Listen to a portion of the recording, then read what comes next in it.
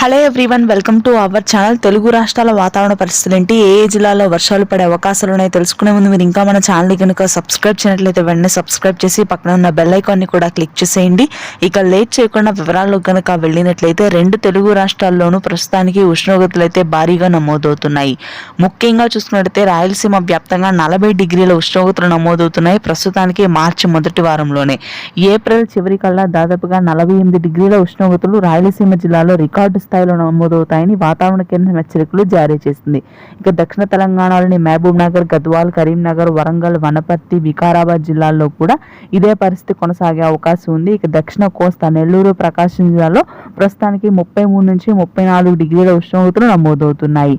మధ్యాంధ్ర జిల్లాలు అదేవిధంగా ఉత్తరాంధ్ర జిల్లాల్లో మాత్రం రానున్నటువంటి రోజుల్లో భారీ గాలిదుమ్ములతో కూడినటువంటి వర్షాలు నమోదవుతాయి. ప్రస్తుతానికి వేసవి కాలం ఈదురుగాలులతో కూడినటువంటి వర్షాలు శ్రీకాకుళం, విజయనగరం, విశాఖపట్నం ప్రాంతాల్లో నమోదయ్యే అవకాశం ఉంది. ఉత్తర తెలంగాణ జిల్లాలో కూడా ఈ వర్షాలు కొంతమేర విస్తరించనున్నాయి. భారీ నుంచి అతి భారీ వర్షాలు అయితే ఏ జిల్లాలోనూ కురిసే అవకాశాలు లేవు. మార్చి నెలలో తేలికపాటి జల్లులు మాత్రం, అకస్మాత్తు వర్షాలు మాత్రం ఉండనున్నాయి. ఇది ప్రస్తుతానికి తెలుగు రాష్ట్రాల లేటెస్ట్ వెదర్ అప్డేట్ అయితే. Thanks for watching.